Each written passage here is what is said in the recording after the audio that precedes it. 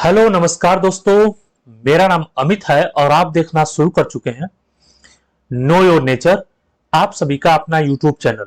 तो दोस्तों आज हम लोग बात करेंगे एग्रोनॉमी के ऑब्जेक्टिव क्वेश्चन सीरीज के बारे में। जी हाँ दोस्तों, एग्रोनॉमी ऑब्जेक्टिव क्वेश्चन काफी इंपॉर्टेंट होता है कंपटीशन एग्जाम के लिए। और एग्रोनॉमी एग्रीकल्चर में जो है कि सभी सब्जेक्टों का एक कोर होता है और यहाँ से क्वेश्चन जो है कि काफी इंपॉर्टेंट पूछे जाते हैं और सबसे ज्यादा क्वेश्चन जो है कि एग्रोनॉमी से पुटअप किए जाते हैं। तो दोस्तों एग्रोनॉमी के क्वेश्चन को सॉल्व करते हैं। आइए, क्वेश्चन नंबर फर्स्ट गायब है, क्वेश्चन नंबर सेकंड से शुरू करते हैं। Question number 2, first agronomic research was started by. Question number 2 पूछ रहा है दोस्तों कि पहला एग्रोनॉमिक रिसर्च जो है कि किसके द्वारा स्टार्ट किया गया, कौन से साइंटिस्ट हैं, उनके द्वारा पहला एग्रोनॉमिक रिसर्च किसके द्वारा स्टार्ट किया गया था दोस्तों। तो ऑप्शन ए है इजे बटलर, ऑप्शन बी है जेथरो टूल, ऑप्शन सी है जेबी बॉसिंगाल्ट और ऑप्शन डी है नन ऑफ दीस, यानी इनमें से कोई नहीं। तो दोस्तों इसका सही जवाब हो जाएगा जेबी बॉसिंगाल्ट। जेबी बॉसिंगाल्ट द्वारा सबसे पहले एग्रोनॉमिकल रिसर्च स्टार्ट किया गया था। सबसे पहले ये जो व्यक्ति हैं इन्होंने ही एग्रोनॉमी में रिसर्च करना शुरू किया था। तो नाम याद रखेंगे जेबी बॉसिंगाल्ट, काफी इंपॉर्टेंट क्वेश्चन है, ठीक है, इसको आप बिल्कुल याद रखेंगे। अगर आपके पास कॉपी पेन है तो इसको नोट करते रहिए, क्वेश्चन लिखिए और उसका आंसर लिखिए। वन लाइनर क्वेश्चन आपका रेडी हो जाएगा दोस्तों। और ये श्रृंखला, ये सीरीज आपके लिए काफी महत्वपूर्ण साबित होने वाला है, ठीक है। अब चलिए क्वेश्चन नंबर 3 की तरफ चलते हैं। Iron share was invented by. Iron share यानी कि लोहे का प्लाऊ, शेयर का मतलब होता है प्लाऊ यानी हल। लोहे का हल किसके द्वारा इन्वेंट किया गया था, कौन से साइंटिस्ट हैं या कौन से जो है कि एग्रोनॉमिस्ट थे जिनके द्वारा लोहे का हल जो है कि इन्वेंट किया गया था। तो दोस्तों ऑप्शन ए है जेथरो टूल, ऑप्शन बी है बॉसिंगाल्ट, जेबी बॉसिंगाल्ट और ऑप्शन सी है पीटर डिक्सन और ऑप्शन डी है रॉबर्ट रैनसम। तो दोस्तों इसका सही जवाब हो जाएगा option D, D for Denmark, Robert ransom. Robert ransom इसका सही जवाब होगा दोस्तों। रॉबर्ट रैनसम ने ही आयरन का शेयर का खोज किया था, आयरन के लोहे का खोज किया था दोस्तों। जब हमारे यहाँ जो है कि खेती करना लोगों ने स्टार्ट किया और सबसे पहले खोज जो है कि तांबे की हुई थी, तो लोगों का जो हल होता था पुराने जमाने में, लोगों का जो हल होता था वो लकड़ी का केवल होता था, ठीक है। आपका बचपन तो आपने नहीं देखा होगा, लेकिन हम लोगों ने अपने बचपन में लकड़ी का हल देखते थे जो बैलों से चलाए जाते थे दोस्तों। उस हल में लोहे का फार लगा होता था, लोहे के शेयर लगे होते थे। तो लोहे का फार जो का खोज कौन किया था, रॉबर्ट रैनसम ने किया था। उसके पहले जो है कि लोहे का फार नहीं लगता था, लकड़ी से ही खेतों की जुताई होती थी दोस्तों, ठीक है। तो आयरन शेयर का इन्वेंशन कौन किया था, खोजकर्ता कौन है दोस्तों, तो रॉबर्ट रैनसम है। इसको आप याद रखेंगे, बहुत ही इंपॉर्टेंट क्वेश्चन। क्वेश्चन नंबर 4 की तरफ आगे बढ़ेंगे दोस्तों। The term green revolution coined by, point to be noted, जो टर्म है ग्रीन रेवोल्यूशन उसकी खोज कौन किया था, ये टर्मवा कौन दिया था, ठीक है। ग्रीन रेवोल्यूशन नाम कौन दिया था, फादर ऑफ ग्रीन रेवोल्यूशन नहीं पूछा जा रहा है, ठीक है। कुछ भी आप जो है कि आंसर को टिक करने से पहले क्वेश्चन को 2 बार 3 बार जरूर पढ़िए। कई विद्यार्थी क्या करेंगे, इसको ग्रीन रेवोल्यूशन का नाम सुनते ही MS स्वामीनाथन साहब को टिक करके चले आएंगे, लेकिन नहीं, फादर ऑफ ग्रीन रेवोल्यूशन नहीं पूछा जा रहा है। अगर फादर ऑफ ग्रीन रेवोल्यूशन पूछा जाता तो इसका सही जवाब होता है MS स्वामीनाथन, वो भी इंडियन ग्रीन रेवोल्यूशन। अगर father of world green revolution पूछा जाता तो उसका सही जवाब था एनी बोरलॉग साहब, ठीक है। लेकिन यहाँ पे पूछा जा रहा है द टर्म, जो ग्रीन रेवोल्यूशन का जो टर्म है, जो वर्ड है ग्रीन रेवोल्यूशन, उसको दिया किसने था, ठीक है। क्वेश्चन ये पूछा जा रहा है। तो जो टर्म है ग्रीन रेवोल्यूशन का दोस्तों, वो दिया गया था डॉक्टर विलियम गॉड के द्वारा, ठीक है। डॉक्टर विलियम गॉड साहब के द्वारा जो है कि टर्म ऑफ ग्रीन रेवोल्यूशन दिया गया था। तो ऑप्शन डी इसका बिल्कुल सही जवाब है दोस्तों, सॉरी ऑप्शन सी इसका बिल्कुल सही जवाब है। डॉक्टर विलियम गॉड के द्वारा जो है कि टर्म दिया गया था ग्रीन रेवोल्यूशन का। चलिए सी हमारा यहाँ बिल्कुल सही है, डी को हम यहाँ पे इरेज कर देते हैं। ग्रीन रेवोल्यूशन का जो टर्म दिया गया था वो डॉक्टर विलियम गॉड साहब के द्वारा दिया गया था। ओके, आगे बढ़ेंगे अगले क्वेश्चन में, हम लोग आगे बढ़ेंगे क्वेश्चन नंबर 5। क्वेश्चन नंबर 5 बोल रहा है कि Krishi Pandit is a title award every year given by Krishi Pandit. कृषि पंडित टाइटल का अवार्ड जो है कि प्रत्येक साल किसके द्वारा दिया जाता है, कौन अथॉरिटी देती है? क्या वो IARI देती है, क्या नाबार्ड देता है, क्या ICAR देता है, या फिर इनमें से कोई नहीं? IARI का फुल नेम होता है Indian agriculture research institute, NABARD का फुल नेम होता है national bank for agriculture and rural development, ICAR का फुल नेम होता है Indian council of agricultural research. तो दोस्तों कृषि पंडित टाइटल अवार्ड जो है कि प्रत्येक साल किसके द्वारा दिया जाता है, कौन सी संस्था देती है? तो इसका सही जवाब है दोस्तों ऑप्शन सी, ICAR। ICAR के द्वारा जो है कि हर साल कृषि पंडित टाइटल से जो है कि किसानों को नवाजा जाता है।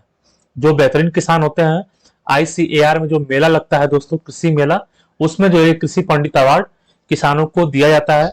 जो वर्ल्ड वाइड में, पूरे देश भर में, वर्ल्ड में नहीं, पूरे देश भर में जो बेहतरीन किसान होते हैं उनको जो है कि अवार्ड दिया जाता है। चलिए आगे बढ़ेंगे अगले क्वेश्चन की तरफ। Question number 6, the crops grown between June to September are called. ऐसी कौन सी क्रॉप है, ऐसी कौन सी क्रॉप है जो जून से सितंबर के बीच में बोई जाती है? जून से लेकर के सितंबर तक का कार्यकाल है उस क्रॉप का, कौन सी क्रॉप है दोस्तों? तो जून जुलाई, जून के बाद अब क्या आता है, जुलाई आता है दोस्तों। जून जुलाई में क्या होता है, बरसात का सीजन होता है। तो बरसात के सीजन में कौन सी क्रॉप लगाई जाती है? तो आप कहेंगे कि राइस लगाई जाती है, राइस लगाई जाती है। राइस का कौन सा सीजन होता है? राइस का खरीफ सीजन होता है, ठीक है। धान जो है खरीफ सीजन में लगाई जाती है। तो आप यहां से अंदाजा लगा सकते हैं कि जून और जुलाई में कौन सी क्रॉप लगाई जाती है, राइस लगाई जाती है। और जून जुलाई अगस्त सितंबर, सितंबर अक्टूबर में उसकी कटाई हो जाती है दोस्तों, सितंबर में उसकी कटाई हो जाती है राइस की। तो राइस आपकी खरीफ क्रॉप है, तो इसका ऑप्शन बी बिल्कुल सही हो जाएगा, खरीफ क्रॉप, ठीक है। तो ऑप्शन बी पे टिक करेंगे और अगले क्वेश्चन की तरफ आगे बढ़ेंगे, ठीक है। जून से सितंबर के बीच में लगाई जाने वाली क्रॉप क्या कहलाएगी? खरीफ क्रॉप कहलाएगी, ठीक है। रबी क्रॉप कब लगाई जाती है दोस्तों? नवंबर से लेकर के, नवंबर सितंबर यानी अक्टूबर नवंबर से लेकर के लगाई जाती है, और उसके बाद जो है कि मार्च अप्रैल तक काट ली जाती है, ठीक है। और जायद, जायद जो है कि अप्रैल में लगाई जाती है दोस्तों, मार्च में लगाई जाती है, मार्च में, और जून के प्रथम पखवाड़े तक या फिर मई तक काट ली जाती है, ठीक है। तो इस तरीके से रबी खरीफ जायद ये 3 सीजन है हमारे दोस्तों, इनको आप याद रखेंगे, काफी इंपॉर्टेंट है, यहां से क्वेश्चन हमेशा पूछता है, ठीक है। रबी खरीफ जायद से क्वेश्चन हमेशा पूछा जाता है। क्वेश्चन नंबर 7 है दोस्तों, dash dash dash is called the beginning of agriculture. अब दोस्तों पूछ रहा है क्वेश्चन कि एग्रीकल्चर की स्टार्टिंग पीरियड को क्या बोलते हैं?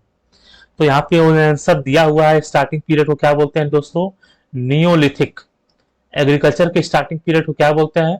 नियोलिथिक बोलते हैं दोस्तों, ठीक है। नियोलिथिक बोलते हैं एग्रीकल्चर की स्टार्टिंग को, बिगिनिंग ऑफ द एग्रीकल्चर को नियोलिथिक नाम से संबोधित किया जाता है। अगले क्वेश्चन में आगे बढ़ेंगे। Question number 8, dash and dash are dash and dash are first stage of human activity. यानी कि जब मानव सभ्यता का विकास हो रहा था तो ह्यूमन की एक्टिविटी क्या थी, पहली स्टेज क्या थी ह्यूमन एक्टिविटी की? तो पहले स्टेज में मनुष्य जो है कि दोस्तों हंटिंग करता था, जानवरों का शिकार करता था और चीजों को गैदरिंग करता था, चीजों को बटोरता था और खाता था। कुछ भी उसे मिल जाए जंगल में दिन भर घूमता रहता था, पत्थर उत्थर डंडा उंडा लेकर के, और जानवर अगर मिलते थे तो उनको मार कर शिकार कर देता था। तो हंटिंग का काम करता था। दूसरा काम क्या करता था? गैदरिंग का काम करता था, ठीक है। मानव जो है कि गैदरिंग का काम करता, कहीं फल मिल गया, कहीं आम गिरा हुआ मिल गया, कहीं पपीता मिल गया, कहीं कुछ मिल गया, कहीं कुछ मिल गया, किसी के दाने मिल गए, तो गैदरिंग करके खाना खाता था। नहीं मिला तो पत्ते उत्ते खा लिया, ठीक है। तो हंटिंग और गैदरिंग ह्यूमन एक्टिविटी का जो है कि पहला स्टेप है, पहला स्टेज है। तो ऑप्शन ए बिल्कुल यहाँ पे सही जवाब हो जाएगा दोस्तों, हंटिंग एंड गैदरिंग, ठीक है। ऑप्शन बी गलत हो जाएगा, ऑप्शन सी गलत हो जाएगा, ऑप्शन डी भी गलत हो जाएगा, ठीक है। आगे बढ़ेंगे अगले क्वेश्चन की तरफ। फादर ऑफ एग्रीकल्चरल केमिस्ट्री, यानी कि एग्रीकल्चरल केमिस्ट्री के फादर कौन है? यानी कि सॉइल साइंस के पितामह कौन है दोस्तों? सॉइल साइंस के फादर, एग्रीकल्चरल केमिस्ट्री के फादर कौन है? तो दोस्तों उनका नाम है जस्टस वॉन लिविग, JB लिविग, ठीक है। जे भी होगा यहाँ पे, जस्टस वॉन लिविक, जे भी होगा दोस्तों, इसको सही कर लीजिएगा। ऑप्शन सी बिल्कुल सही जवाब है। फादर ऑफ एग्रीकल्चर केमिस्ट्री कौन है? जे बी लिविक है। आगे बढ़ेंगे, ठीक है। नेक्स्ट क्वेश्चन है इनवर्स यील्ड नाइट्रोजन लॉ, ठीक है। Inverse yield nitrogen law proposed by, inverse yield nitrogen law किसके द्वारा दिया गया था, किस एग्रोनॉमिस्ट के द्वारा, किस साइंटिस्ट के द्वारा जो है कि ये लॉ दिया गया था? तो दोस्तों इसका सही जवाब है Wilcox, option number C. Wilcox ji द्वारा 1929 में inverse yield nitrogen law propose किया गया था। जी हाँ दोस्तों, विलकॉक्स 1929 में इनके द्वारा जो है कि इनवर्स यील्ड नाइट्रोजन लॉ दिया गया था। आगे बढ़ेंगे, who is propose the theory of law of dimension return? Most important question, question पूछ रहा है कि लॉ ऑफ डायमेंशन रिटर्न की थियरी किसने दिया था? लॉ ऑफ डायमेंशन रिटर्न यानी कि किसी भी इंटरप्राइज को आप लगाएंगे तो जैसे जैसे इनपुट बढ़ाएंगे वैसे वैसे प्रोडक्शन बढ़ेगा, जैसे जैसे इनपुट बढ़ाएंगे प्रोडक्शन बढ़ेगा। एक समय आएगा कि वो आपका जो है कि कांस्टेंट हो जाएगा प्रोडक्शन, फिर एक समय आएगा कि वो आपका जो है कि डायमेंशन रिटर्न शो करेगा, यानी आप इनपुट लगाते जाएंगे और आपकी जो आउटपुट आएगी वो कम होती चली जाएगी किसी भी धंधे में, ठीक है, ऐसा होता है। तो ये थियरी कौन प्रपोज किया था? इसी को दोस्तों बोलते हैं लॉ ऑफ डायमेंशन रिटर्न, ठीक है। डायमेंशन रिटर्न होता है, कोई भी चीज बनती है तो बिगड़ती जरूर है, ये भगवान का नियम है, ठीक है। तो इसको जो है कि कौन इंसान दिया था? इसको दिए थे दोस्तों लॉ ऑफ डायमेंशन रिटर्न, ये जो है कि दिए थे ऑप्शन बी मिस्टर लिस्ट द्वारा, ठीक है। इस थ्योरी को मिस्टर लिस्ट द्वारा जो है कि प्रपोज किया गया था, law of dimension return. Mister sorry बिल्कुल सॉरी, इसका जो सही जवाब है दोस्तों वो है एडम स्मिथ, ठीक है। ऑप्शन ए हमारा बिल्कुल सही है, एडम स्मिथ। एडम स्मिथ द्वारा दिया गया था लॉ ऑफ डायमेंशन रिटर्न, ठीक है। एडम स्मिथ, इनके द्वारा जो है कि लॉ ऑफ डायमेंशन रिटर्न दिया गया था। यहाँ दोस्तों लॉ ऑफ डायमेंशन रिटर्न जो है कि एडम स्मिथ के द्वारा दिया गया था। ये बहुत ही बेहतरीन इकोनॉमिस्ट थे दोस्तों। तो who is period called golden period of agriculture? किस पीरियड को एग्रीकल्चर का गोल्डन पीरियड कहा जाता है? किस पीरियड को?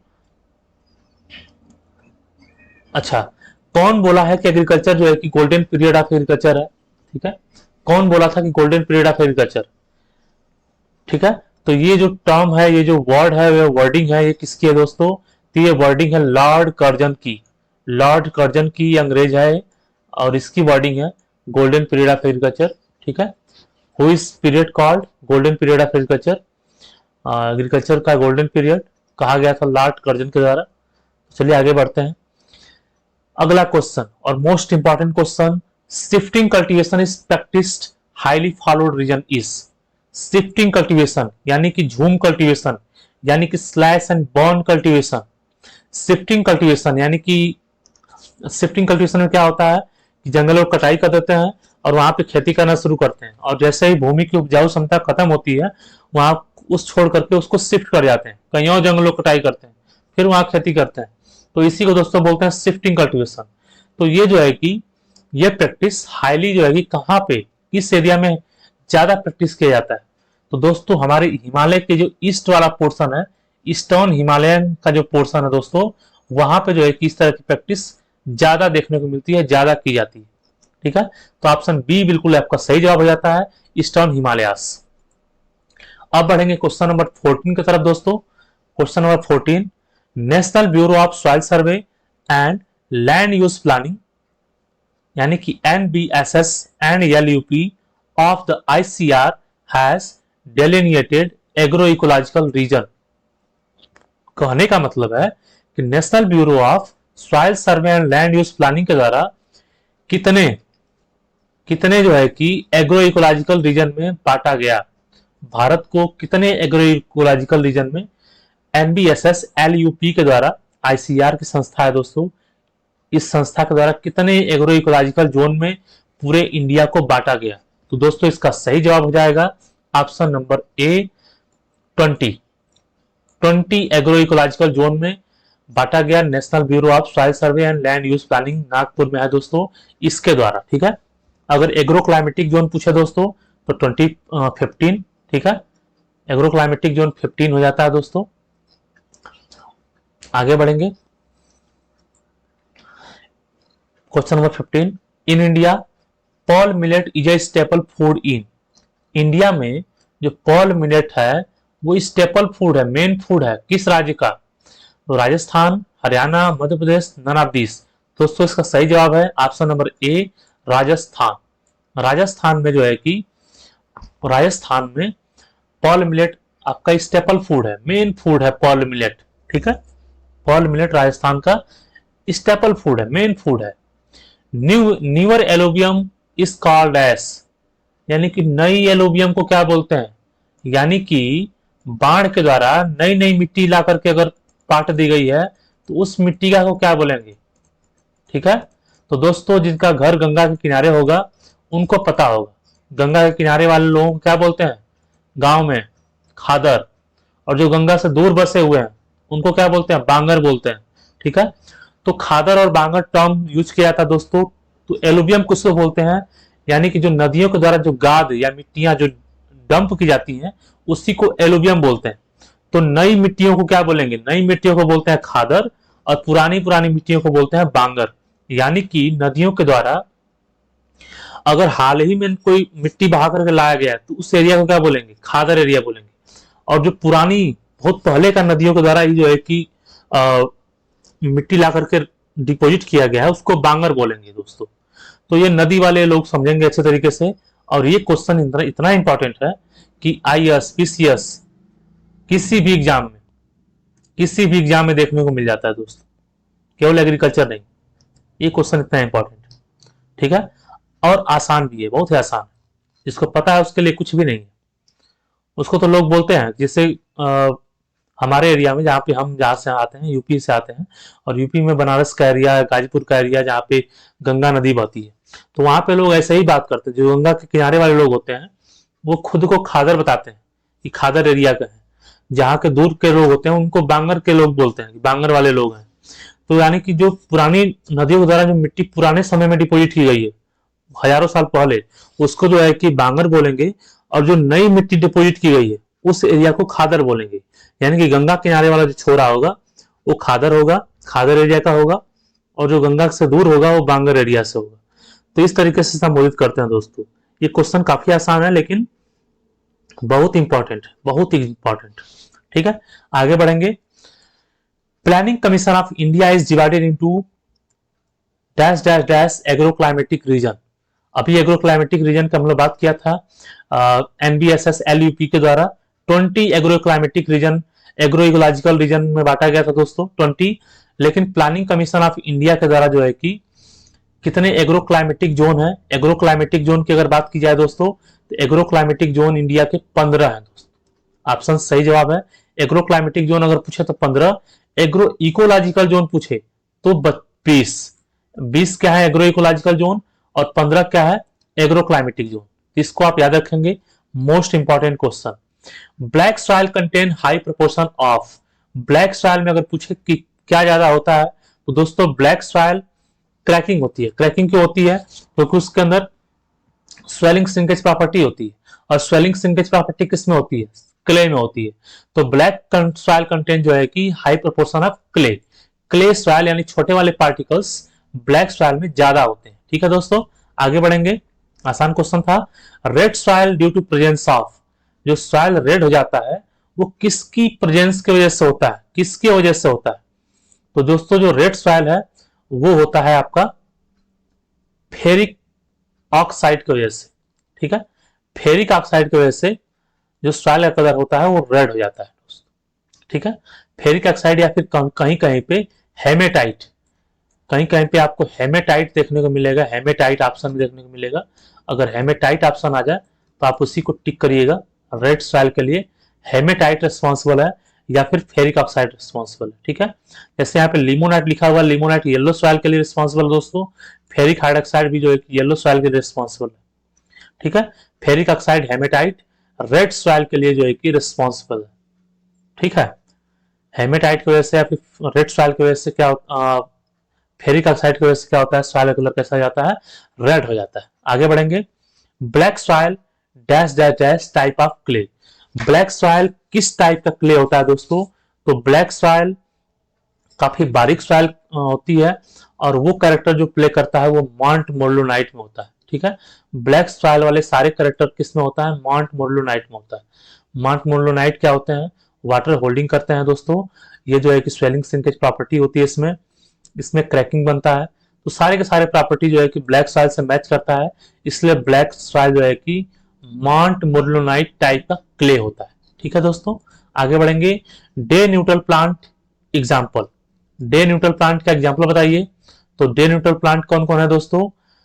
Option A tomato, option B maize, option C both A and B, और option D none of this. तो इसका सही जवाब हो जाएगा दोस्तों option C, both A and B, यानी टोमेटो भी है और मेज भी है। ये दोनों के दोनों क्या है? डे न्यूट्रल प्लांट हैं। डे न्यूट्रल का मतलब हो गया कि इनके ऊपर फोटो पीरियड का कोई प्रभाव नहीं पड़ना है। लाइट कम आए या लाइट ज्यादा आए, इनको कोई फर्क नहीं पड़ता है। ये जो है कि अपनी लाइफ साइकिल, अपना प्रोडक्शन दे सकते हैं आराम से। ठीक है, आगे बढ़ेंगे। Short day plants day length is. In short day plant में डे लेंथ कितना होता है? अगर कोई शॉर्ट डे प्लांट है तो उसका डे लेंथ कितना होगा? तो सही जवाब है दोस्तों 12 घंटे से कम। तो ऑप्शन ए बिल्कुल आपका सही हो जाता है, लेस देन 12 आवर्स। ठीक है, question number 23। Red soil highly suitable for crop cultivation. Red soil जो है कि किस क्रॉप के लिए हाईली सुटेबल है? किस क्रॉप के लिए हाईली सुटेबल है रेड सॉइल? तो दोस्तों आपको बता दें कि रेड सॉइल में ना ही व्हीट अच्छे से ग्रो होगा, ना ही राजमा अच्छे से ग्रो होगा, ना ही मिलेट्स अच्छे से ग्रो कराया जा सकते हैं।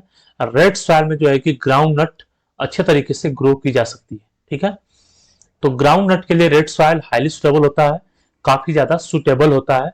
ग्राउंड नट रेड सॉइल में आराम से ग्रो की जा सकती है। ठीक है दोस्तों, आगे बढ़ेंगे। Question number 24।